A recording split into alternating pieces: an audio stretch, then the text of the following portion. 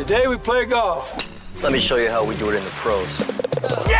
Welcome to Behind the Golf Brand Podcast. I never miss with the 7-iron. A conversation with some of the most interesting innovators and entrepreneurs behind the biggest names in golf. My friends with the golf clubs. I lived on the golf course. I lived on the driving range. From pro talk You should learn something from each and every single round you play in. to fun from on and off the green. Why would you play golf if you don't play it for money? Just let me put the ball in the hole. This is Behind the Golf Brand Podcast with Paul Liberatore.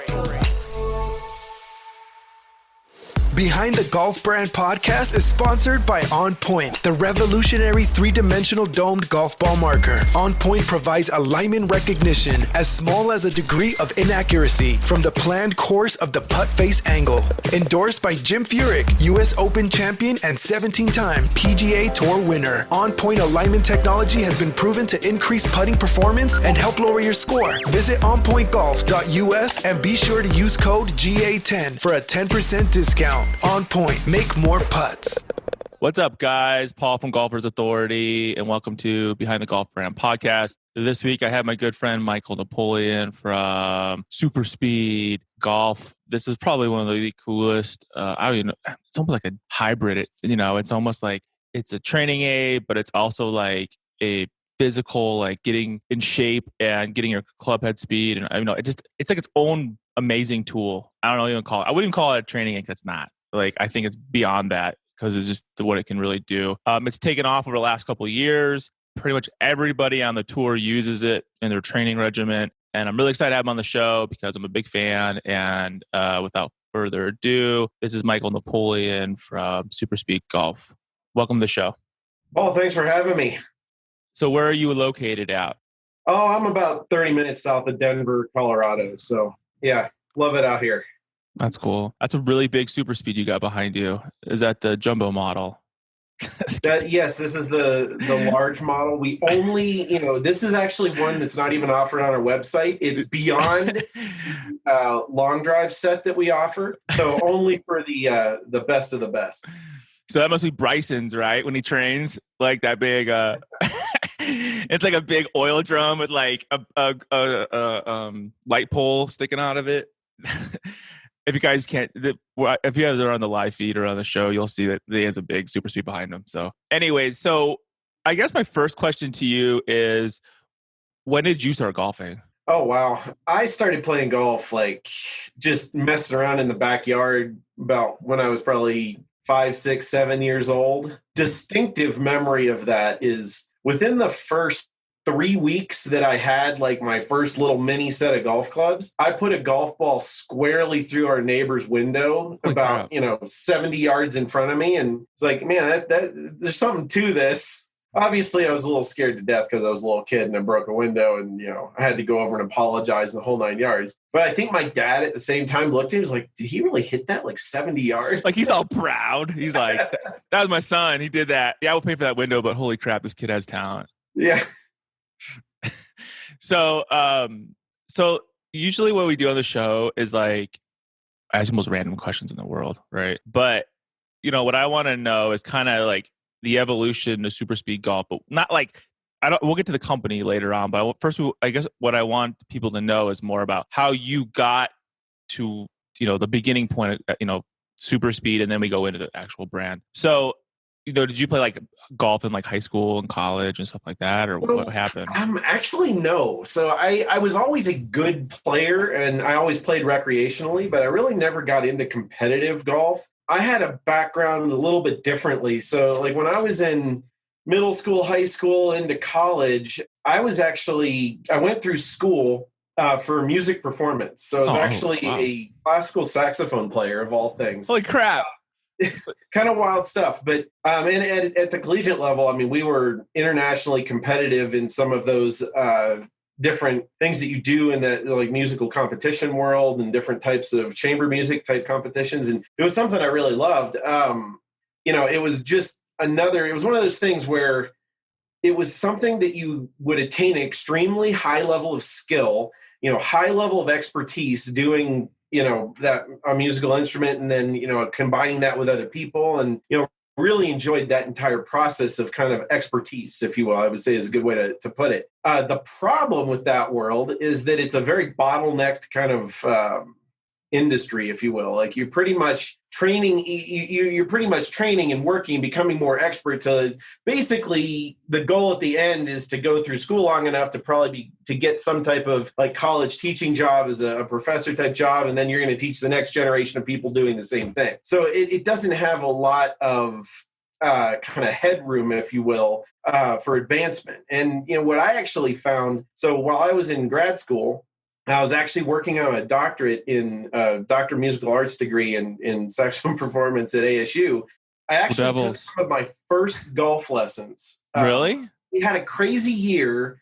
And I mean, again, I was a good golfer. Like in high school, I was probably about a 4 or 5 handicap. College, I got it down in like the 0-1 range. Like I was a good player. You're naturally a good player. I loved to go play with like the guys on the Georgia golf team back when I was there. And so I could always hold my own. I just never really got into that point of actually getting into competition at that point in my career. But I'd never really taken any golf lessons. I was just a good athlete, played baseball and other sports. And golf kind of came pretty naturally. But so we had this weird year. It was second year I was working on this degree. Our main professor that kind of ran our studio left suddenly, like 2 weeks before the year started. So all of my committees got dissolved. I basically had nothing I could do for that whole year. So I played a lot of golf. And at one of the local clubs, I took a couple golf lessons. And I found something very interesting. This is where kind of the light bulb went off for me. But I went in and, head pro to golf club because that just seemed like the natural place to go, right? To go get a golf lesson is just a consumer that didn't know any better or anything else. And, really nice guy. He had a very clear picture, I think, of what he wanted me to do. I don't think he had any clue if that was the best way for me. It was just kind of what he did. And then the other thing that I found extremely shocking was that there was really no structure or plan or lesson notes or like it was just a very kind of haphazard process for that golf lesson. And I kind of just like looked back and I was like, man, I've been studying like how people learn, how people get better, granted in a different field in the music world, but how people should practice. We did studies on like, is it better to practice for 20 minutes, take some time off, practice for 20 minutes, or is it better to just go after it for 2 or 3 hours? And we had all this different research of what I didn't know at the time, but really is motor learning research that we were looking at and dealing with like fine motor skill performance, which is extremely similar in that world as to what we do in golf, just with a different instrument, if you will. And so I looked at it, I was like, wow, I mean, I charge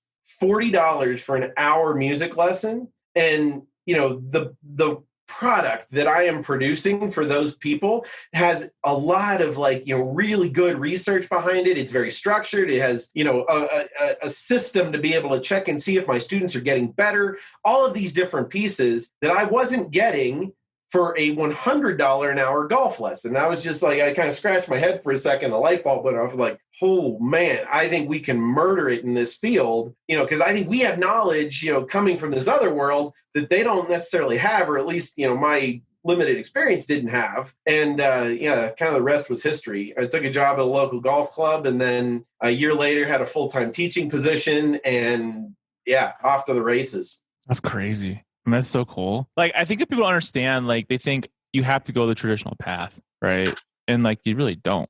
You just got to know what you're doing and be able to take what you've learned through other areas and apply it, right? Because same thing with business, same. So then you started becoming a teaching pro, right? I taught at a local club as just an assistant professional, like for about a year and a half while I went through the PGA program. Yeah. Which I did all outside of school, just, kind of went through that apprenticeship program. And then I took my first teaching job was at TPC Scottsdale. Back in the days, there was a company called PGA Tour Academies. Mm-hmm. So I worked there for about a year. Nice course. During that time, also got really involved with the guys out at TPI. Cool. Went through pretty much every single certification they offered because as soon as I went to one seminar, I was like, wow, okay, these guys are kind of doing this the way I think this makes sense. Like they actually have some science behind this. They're methodical. A lot of different aspects aspects that we need to look at. So I feel like that was one of the main spots where I learned the craft of golf coaching and golf swing and all of that side, not to mention all the different aspects of the human body and how that affects it. But that was a major part of my education, I would say there. And then, about a year into that, moved to Chicago. I opened our own golf academy business, doing things, I would say, pretty different than the standard traditional model of teaching golf lessons. Really looking at things as comprehensively as possible, trying to put teams around players to, look at how their bodies work physically and how that is, interrelates with their mechanics, and looking at the details of, biomechanics and technology and everything that we can possibly do to help, somebody, get that edge of golf performance. 5 years into that, we had 4 locations of that academy. So it was busy. It was all a membership-based program. So we didn't really sell any hourly services. That whole business is probably another hour-long webinar or podcast we could do to talk about that business model. But yeah, about 5 years into that, we came across some training because, everybody wanted to hit it further. Like that was one of the That's all I care about. On our intakes. Everybody, one way or another, whether it was distance off the tee or, trying to stop the ball on the green or hitting the ball higher, whatever it was, most people were asking for swing speed in one way or another. So we started to look into a lot of detail of what do we need to do to max out helping players with swing speed. And we came across some really good training that was being done in Major League Baseball by Dr. Tom House, who's a brilliant guy, really did it. He basically, I would say fathered in all of the velo ball training that Major League Baseball pitchers do. And we kind of took a lot of that research and looked at a lot of the other stuff from track and field beyond that and started to develop and figure out ways to apply that to the golf swing. And that was kind of where SuperSpeed Golf was born. Then we took that and started to, the next goal with SuperSpeed, once we had the science, was we got to make this as easy as possible for people so that everybody can get benefit from this training. And I would say 2 years after that, was when we we went full-time with SuperSpeed. Our academy business called Catalyst Golf Performance is still operating in Chicago. Good colleague of ours, Marty Evans, now runs that business. But Kyle and I kind of stepped back from the actual day-to-day coaching business and sort of went all in on SuperSpeed, and kind of the rest is history to now. Wow. So it's like almost like you developed it along the way through just the training and learning about body mechanics, and then also with the science of other sports, right? And how to actually combine them all together into making a training aid tool that actually works, right? That actually helps you become a better player. That's not like you need to carry it with you all the time and use it on the course or put it on your golf club. Like it's more about, the science that's behind the actual aid. So at what point then, what was the aha moment, I guess, with the SuperSpeed when you made your first prototype and you're like, holy crap, this thing really works?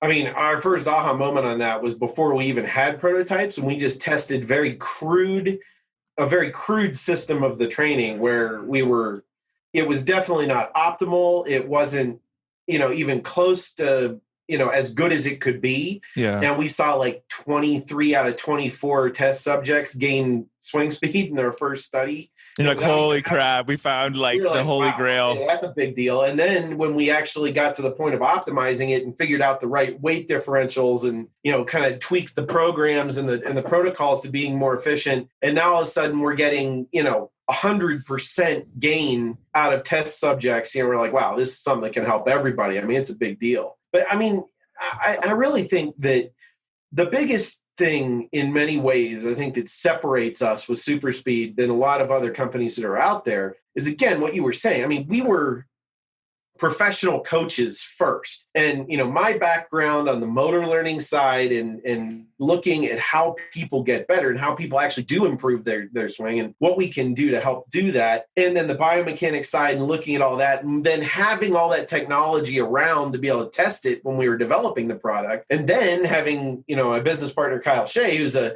health and wellness rehab expert, looking at the physicality of it and making sure that we're doing everything safely and helping develop the protocols. It was sort of we had all of those different pieces, those raw materials around, and that was really what allowed SuperSpeed to come into existence the way it did. And like I said, what I think separates us from a lot of the other training aid companies out there where, we knew this worked. It was more, how do we get it to people in the easiest way? Not, let's try to develop some kind of, gizmo that seems like it's going to do something, but we don't really know what it's going to do. Let's just get it out there and market it. It's kind of the other side of that. Like, we came from the other end. Yeah, because that's what happens a lot. I feel like in the golf industry is people come up with a good idea, but it might be a good invention, right? But they don't know how to sell it, and they don't know how to get out to the public. They don't know how to, it works, but why does it work? They don't understand that. They think they just have something, and they're like, oh, I'm going to just sell this, And then I think you see a lot of, especially in the training aid world, there's a lot of that stuff. I'm not saying they don't work. I'm just saying it's about the message, and I don't think people understand. I mean, here's the thing, you guys, there's nobody in the tour who's not using a SuperSpeed. If you go to SuperSpeed's website, it's how many touring professionals you just use SuperSpeed? Hundreds, right? Yeah, I mean, I know we're over 700 now, but we're gaining them every day. Everybody, every big name guy. It's not it's Joe Blow who's never made a cut. It's it's hard to say, right? Because I mean, we'll see sales come through where they just buy them. Literally, we'll just see a sale come through from a tour player. I'll bet that's early on, actually, Kyle and I were sitting. You get all excited. You're like, T Woods. Who is T Woods? But actually, one of the first was Billy Horschel. So we actually were, really? we were sitting. Oh, wow. We were sitting in the studio, actually teaching a session with a client. We saw a sale come through, and this is back in the day where every sale mattered. We were looking at the phone, and we're like, "Wow, okay." We just saw it. Oh, you get excited. You're like, order 101. Yes. I wonder. So we Google Maps the address, and we found it in Florida. Yeah, I'll bet that's him. And, you get all excited, holy crap, so that kind of stuff. And he was actually, really nice. He actually put out a cool video about it, way back in the day. It was one of the first, that did that. And we wrote him a nice letter after that. Thanks for. That's what's really cool about players. Anything, please let us know, that kind of thing. But oh wow, I mean, what's wild too on that end is yes, I mean, we have most of the tour players in the world are using or have used the product at some point. We've also never endorsed or paid any of them to touch it. So all of those players, have used the product by choice, something that is helping them. Or in one way or another, helping their game. It's not something where we're just paying somebody to be a spokesperson for them. We've, that's a real validation right there. It's not we paid him $250,000 to carry this in his bag for a year. It's no, they carry their bag because it helps with the ball farther.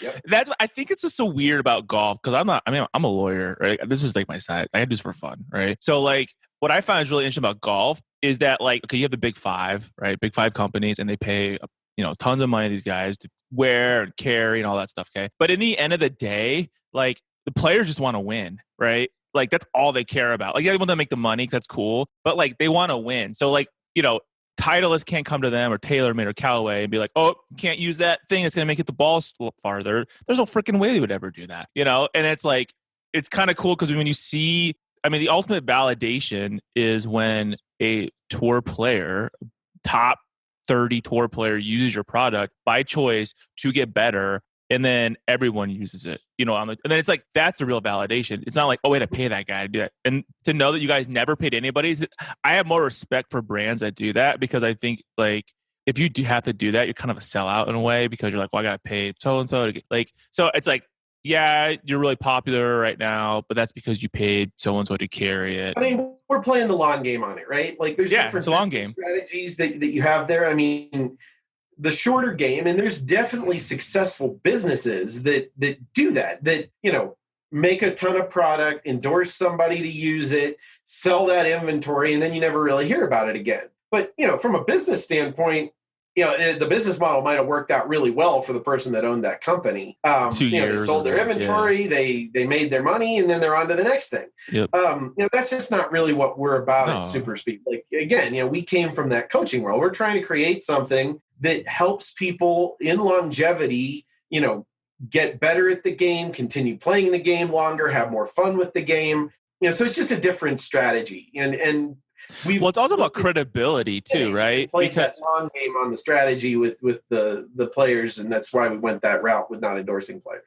No, I think it's cool because I have more respect for that, and I feel it gives you a lot more credibility in the space because the product speaks for itself, right? So that's why I think it's cool. Like when I hear brands doing that, I'm like, oh, you're a badass, you know? Or they're like, oh yeah, so and so is carrying my head cover, so and so is carrying my whatever, and I'm like, but that's my choice, and they're not, you know. They told Callaway to kiss her ass, you know. I'm like, that's awesome. That's like, and they're like, and then I had a call with Dean Snell, and Dean's like, yeah, we never endorse anybody. People want to use our balls, but they're like, pay us, and he's like, there's no way I'm going to pay them. He's like, if you want to use my ball, use my ball. If you don't, and I'm like, you're a badass, like, because I don't know, like a majority of golfers suck, right? So I mean, we all suck. I mean, not you maybe, but I mean, I'm the average typical American wanting to get better. And when I hear that a brand actually, like, I don't know, when I hear that touring players will use that to get better, to me, I'm like, oh, I want to use that, number one. And to know that you didn't pay them to use it, I know that works. Like, if there's your market research right there, you know? Yeah. So that's really cool. I didn't know that. So then you guys moved out of Chicago, right? That's what Mike was telling me. Like, you guys were in Chicago, but then you kind of like, when you started SuperSpeed, then you're like, okay, we can live anywhere we want, really. We don't need to stay in Chicago. Yeah, I mean, Chicago was the basis of our golf academy company. Yeah. So, you know, we started that back in like 2010. The main goal there was, you know, you're in a place where you have a lot of just golf addicts and they have a limited season. So we built indoor facilities that had simulators and had like a full-on coaching environment that ran year round. So, I mean, again, the academy business was very successful. And that was really where we ran out of Chicago. I actually, you know, one of the reasons that I moved, Kyle and I were both going to move to the Washington, D.C. area. He ended up actually going to Atlanta, and I ended up going to D.C. That was back in like 2016. End of 2016, early 2017. And, you know, one of the main reasons for that was, you know, we were, I would say, attached to the academy business, but we also had a lot of clients that we cared about, and they were right there. And as long as we were in Chicago, there was no way that a lot of our time wasn't going to be spent working in that academy business. It was just, you know, it kind of tied us to it. So we left. It's a handcuff in a way, because you're like, well, I mean, I don't want to call it that because I really like that. No, I know, but I understand. It was like one of those where we had to make a tough decision there because we knew that SuperSpeed was the one that had a lot of scalability, and we really needed to focus our time on it. And getting out of Chicago was actually a purposeful move there in order to spend more time and focus more heavily on SuperSpeed. There's only so many hours in the day, and you have a loyalty to your clients, right? So it's like, you want to make them happy and you love your clients. So you're going to keep on working with them. And it's going to take you away from the thing that you want to work on, which is with SuperSpeed. So it makes it easier if you're not in Chicago. So that was kind of what we did. We hired a really good team to run those academy businesses. And, you know, they actually ended up buying us out. The team actually ended up buying us out of the academy business about a year and a half later. So all of that worked out really, really well. Because it was meant to be. I mean, that was the path, right? Like, so I guess, so then what year did SuperSpeed go live, I guess? And SuperSpeed launched in the fall of 2014. And then you made, like, what kind of website? Did you make there was no Shopify back then. So what was it, like a WordPress site or something? The first website I think we built ourselves, actually. Like GoDaddy, make your own. It was just it was a WordPress site. Yeah. But it worked.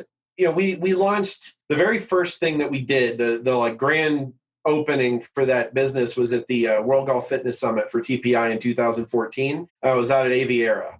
So we were actually coaching a number of long drive professionals at the time. So a couple of those guys come with us, did a little, you know, had some fun stuff we did out on TrackMan at that event, and launched the product for the first time. We brought, you know, 50 essentially prototypes with us to sell, and sold out of them. But, you know, we had basically built those ourselves at our shop at our academy. And then, you know, we went to the PGA show that next January. And yeah, I mean, it was off to the races. We were basically trying to keep up with orders at that point. And then, that was it. So, and then stop. At that point, it just didn't stop. Like, I mean, the light was lit. Slower, you know, because it was more personal contacts and people buying them. But, you know, over that next year, you know, I think we sold about 800 units between that fall and the next, for like the first year. That was kind of the initial way it got out there. And, you know, it's obviously grown exponentially since then. It's awesome. I mean, so I guess let's talk about then like the mechanics of it. So why does it work? You know, without getting too technical, but for the people out there, like they'll probably ask themselves, like, okay, why does super speed work? Yeah, so it's the training is something we call overspeed training, and that was a term we actually kind of launched in 2014. The training previous to that was called overload underload training. We felt that overspeed training was more descriptive of what was happening. So what's really happening in this is, motor programs live in our brain. So like there's no muscle memory. That whole concept doesn't exist.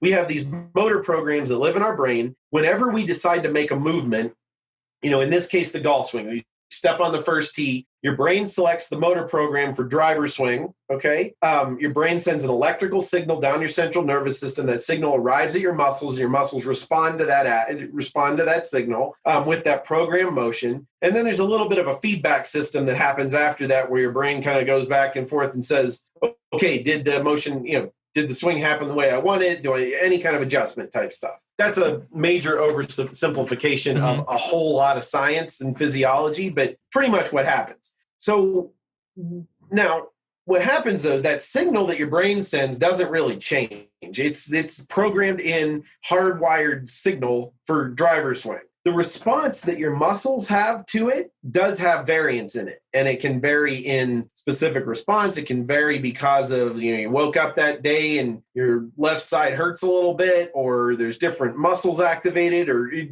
hundreds of different, variables go into that specific variance to that motor, what we call neuromuscular response to that motor program. Well, we've found that you can also trick your brain into starting to expect a faster response from your body. And you do that by basically taking your golf club and making it just a little bit lighter. You can't make it too light. If it goes like just down to the shaft, it's going to be too light and you're going to access a totally different motor program. But if you just reduce the resistance a little bit, that your brain still fires the same motor program, but all of a sudden your body's able to respond faster because there's a little less resistance, your brain starts to actually remember that faster reaction speed and starts to expect it. So what's cool about that is you're accessing speed that the player is already capable of producing.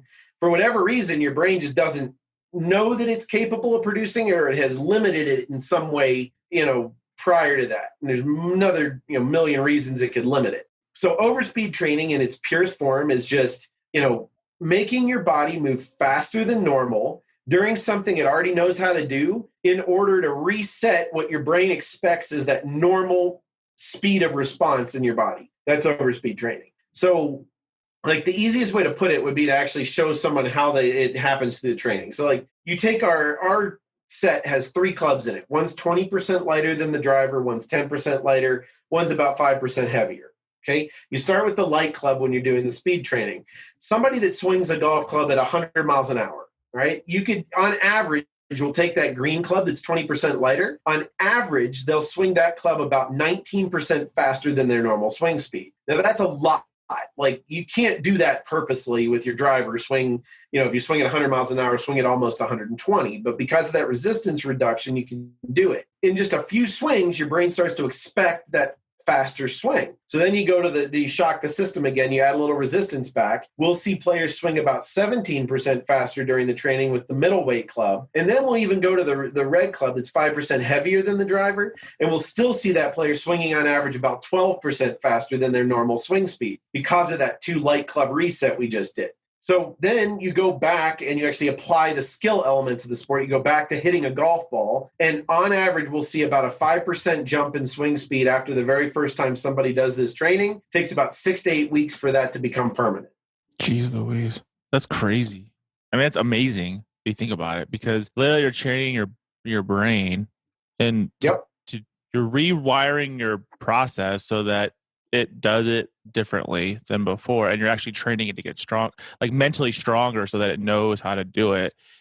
That's crazy. There's definitely a piece of confidence, I think, because I think a lot of golfers fall into the category of they're trying to be too technical with their swing, or they're thinking about way too many things and they're forgetting to be an athlete and be athletic in the way they swing the golf club. So there is an aspect of it there that also just produces confidence in the overall athletic motion of the golf swing. But the big piece is just, again, resetting that expectation of speed response. So, I mean, so when people are training in your, I guess let me ask the process. So the process is they buy the kit, right? They buy the SuperSpeed, and then they have different options, right? Like you can get, like, I know you have like different sets for men and women. I guess is that based on the weight, I'm assuming, of the end? Yeah, so all the different sets are just based around the player's driver. So like if a player is starting with a standard men's weighted driver, they're going to use the men's set. Ultralight senior ladies clubs use the senior ladies set. Junior sets start to get a little bit lighter and shorter, depending on the length of those clubs. So, essentially those are just all different. Those are all different sizes. So you wouldn't like progress through them or anything. They just are based around what you play. So then what's the difference between, like, let's say the men's set and then the SuperSpeed C? Like, what does SuperSpeed C do? Yeah, the SuperSpeed C is a totally separate training system. So that uses something called counterweight training. So the SuperSpeed C club has a big counterweight on the end of it. So it doesn't use the difference of weight, between like the light, medium, and heavy club. It uses just one club that's counterweighted. That allows us to get an overspeed training effect primarily in the area right around impact, really to increase hand and arm speed. So we actually find that a lot of players with overspeed training get huge increases in speed production from the lower body, from like the big rotational type parts of the golf swing, using the ground better, those sort of things. SuperSpeed C helps those players, I would say, apply those increased speeds to hand and arm speed as well in their swing. So we launched that just last year. So that's kind of an add-on product, I would say. It is standalone. You can buy SuperSpeed C and go through those training protocols, and you will get speed gains. We would say the best way to do it is in tandem with the other training system, though. So if you were like an average player, let's say you're a 10 handicap, right? Like, what would you start with then? Would you just start with the, like, if you're a male, you start with the men's set, right? And then go through the protocols and do the 6 weeks of training on that, right?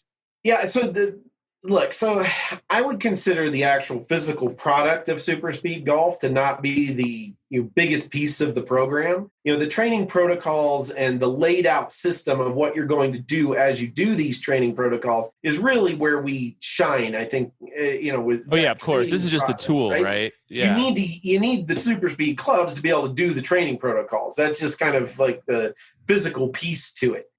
Best case scenario, and again, it does work in multiple different ways, but you get the 3 club overspeed training system. You start with level 1, and you do that for, the prescribed 6 weeks. You move to level 2, depending on if you're a competitive player that needs to like have a very stable, area of speed through a competitive stretch of tournaments, or if you're just a higher handicapper that's just trying to get as much as they can, you can progress straight through the protocols, or you can kind of stay in some of like the level 2 for a little longer during competitive stretches. But all of that information's on our website, just laid out exactly what you should do when you get the clubs. Again, I think that's one of the things that separates us from a lot of other companies is it's not just a product you buy and then ends up sitting. Yeah, and try to go figure it out, right? Sort of Googling and watching YouTube videos and all that stuff. It's a very detailed walkthrough process of years of training with these products that allow you to continue to get better.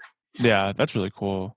So then, I mean, what's really cool, you guys, about this is that, like, you're not just, they made it for everybody, right? So if you're a man, a woman, even they have kids. I mean, that's, like a peewee, they have a peewee set, right? So, and a juniors. So it's like kind of cool because like if a kid is learning how to, I mean, what a best time for a kid to learn how to really get these memory, like, this muscle, I wouldn't call it muscle memory, but whatever, what you call it? You call it something else. Motor programs. Yeah, I mean, kids pick up stuff so quickly too, right? And there's more to that as well when it comes to the junior side. So think of adults, like you become, as you develop, so you create what we call your athletic ceiling. So athletic ceiling is going to be it's going to be generated by your DNA, basically. You're have different genetic capabilities, if you will, at the top end. But then there's also the side of what we call genetic expression, or what you do through development in really being able to become an athlete or not,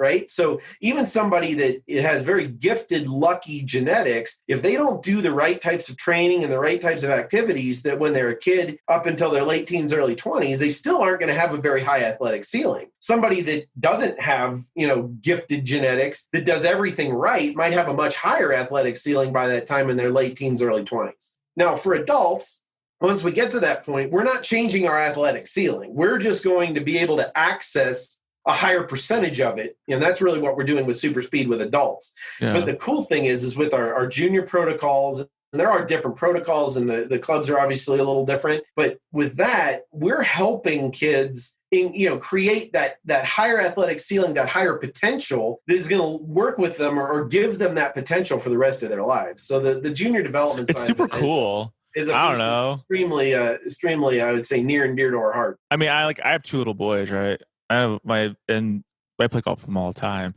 My youngest he has the genetics. That kid's really good. I was like, holy, I mean, he's been good since he was like a baby, right? But like, it's cool to see that because I feel like children, in a way, and this is my opinion, I feel like there's not enough stuff out there for them. You know what I mean? For training and stuff like that. Like some people are like, oh, I disagree, but I'm a parent. I can tell you there's not, right? So when I see that, I'm like, oh, cool. They're actually trying to figure out how to make kids better before they become teenagers. And I mean, the science is there. Like, it's not a surprise that there's so many more players out on tour that have extremely high level ball speeds and are really good athletes. Like, the science is there about, there's a blueprint, if you will, of what types of training you should do at what different ages and stages throughout development in a lot of great detail to be able to max out a student's or a child's athletic potential. The information is all out there. Like, there's a great program called Long-Term Athletic Development. That's a good one to look at. I mean, TPI's Junior Performance Program pretty much lays out a 14-year curriculum. Wow. Week by week of what you could do to optimize junior development and athletic development. So, like, it's out there. Like, we know what to do. It's just a matter of actually getting into those programs and doing those type of things with our kids. Well, it's cool to see that you guys actually made something for kids. You know what I mean? Like, it's hard to even find, kids clubs. I know you can buy a set and whatever, but it's like, there's, Wilson makes a set to that, and then Epic I like what Epic does because they're like, oh, you can upgrade your clubs as they get older or whatever, but I mean, I feel like it's underserved market in a way, especially in training. Like, I didn't know about the training with, TPI and stuff like that. But when I see like a training that's actually made with kids, I'm like, in mind too, I'm like, oh, that's cool. They're thinking way ahead of the curve because these are the kids, these people need it. You know what I mean? If this kid's going to really want to be a golfer, you know what I mean? I mean, again, if you don't max out some of those type of potentials when you're a junior golfer, like, you can't get it back. I mean, you don't get that time back. Like, there's specific like windows of time during development when, that player is ideally ready to start to work on speed training or power or strength. And if you miss those windows, like, you're never going to reach the potential that you would have been capable of if you did. So, yeah, it's one of those where that whole, like, use it or lose it kind of deal. Like, you have to do this stuff at the right times in order to have that explosive potential. And, you can see this all the time. Like, I mean, we've had a lot of experience working with long drive professionals. Start to talk with some of those guys about the type of things they did when they were kids, and it's not normal. I mean, it's all kinds of like crazy explosive power sports and jumping and, throwing fast and running fast and sprinting and, just all kinds of crazy stuff. I mean, talk to Jason Zubak and he's doing, 360 jumps on ice skates and just crazy stuff that when you're a kid. But those types of like explosive power activities done at the right time over the course of development are why those people have that like almost next level type power that nobody else. Superhuman. They think it's superhuman strength. They're like, how do they do that? It's not just a freak. It was trained in accidentally in some of those cases, but that's why you have so many players on tour now, where 180 ball speeds, the new 165, it's because we know how to train these players better as they're growing up, and they're all going to have, it's only going to get crazier. Yeah. Because when I was a kid, like, either you were good or you weren't, you know what I mean? And if you were good, then you just keep on playing and now it's like, I don't know, like, I'm the Tiger generation, right? Like, I remember watching him in college and it's like, Tiger's great because naturally he was great, but then he played all the time and got better at those times. But could you imagine had Tiger had the tools today, 30 years ago? Well, Tiger did a lot of those things. Like, again, like if you look back, like, read the book that his dad wrote or those type of things. Like, yeah, he did a lot of these type of things. Did a lot of I did non-dominant training. He did all kinds of different skill training. He did all kinds of different athletic activity type training. But I mean, none of it was done systematically or scientifically. It was just do it. Yeah, you're just doing it. Like they didn't know that they were doing it right. Like you used to look at those great athletes and then look at what they did when they were growing up, and wow, it's okay. That's a little bit different than what a lot of these other players did. Now you know what to do growing up, and it's producing these elite athletes. It's cool. just a different. We've just done the research now. Yeah. So I think SuperSpeed's awesome. Like you guys sent me one, which we're testing right now. I have one, and then Damon on my team has one. What's really cool too, you guys, is if you some people might not have the right stuff. Let's put it that way. Like you might not have a monitor, a launch monitor to see if what's happening with whether or not you're getting the results or something. But I mean, with SuperSpeed, you can go to SuperSpeed's website, you can buy what you need, figure out which set's best for you, right? Male, female, whatever. But then also you can get a launch monitor on their site, a PRG launch monitor to start seeing the results and test it, which is kind of cool because you have all one place. People don't have to be well, what do I do? I can't figure out what to buy, or I don't know. I just think it makes it very easy for the consumer to if they are ready to purchase and do it, it's all right there. And it's actually relatively it's a good price. It's not they're just, again, trying to make this easy for the consumer. You could tell you guys did that. I mean, there's a reason it's color coded. There's a reason it's simple. There's a reason there's not 50 different sets. We tried to keep it as concise and easy as possible. And adding on those PRGR launch monitors is a great thing because that not only can show you before and after data with club speed and ball speed when you're hitting a ball, but that can also show you how fast the clubs are moving while you're doing the training. So you can actually even get feedback during the training protocols when you're not hitting a ball. So that was actually one of the main deciding factors on why we chose that. It's just smart. I remember a long time ago, one of my old mentors told me it was in sales, right? He goes, a cluttered mind says no, right? And he's like, just remember that. And I was like, what? And he explained it to me. And I'm like, and it's the same thing, right? If you had a million freaking options and was in 1,000 different colors, people are like, what the F? And they're just not going to, they're just going to close the box, right? And I don't know, whatever. But when you make stuff super simple, right? And be okay, this is how it works. This is what you should buy. This is what you need to do. Then it's okay, cool. I can do that, And I think simple is key. Yeah. I don't know. I just think that's really smart what you guys did. And it's cool to see you guys are moving to other things too. It wasn't you just made, the originals, let's call it. It's now you have the SuperSpeed C. And then I also saw you have there's other products on the site too, which is cool because it's you're developing it even more so, right? Well, and we also have baseball products. We have tennis products. So we're actually applying the same concepts to even other sports now. Oh, that's cool. I think I have baseball. I was on the golf one. It's are those separate sites then, I'm assuming? Or are they just SuperSpeed Slugger is our baseball products, and then SuperSpeed Tennis. Oh, that's cool. But it's all the same. It's all the same. Let's call it math, right? It's all the same mechanical theory. Well, I don't know what you'll call it. The science is the same. The science is the science. It doesn't matter what sport it is. Your initial base was in golf, and you're yeah, but there's tons of other sports that this could be just applicable to, right?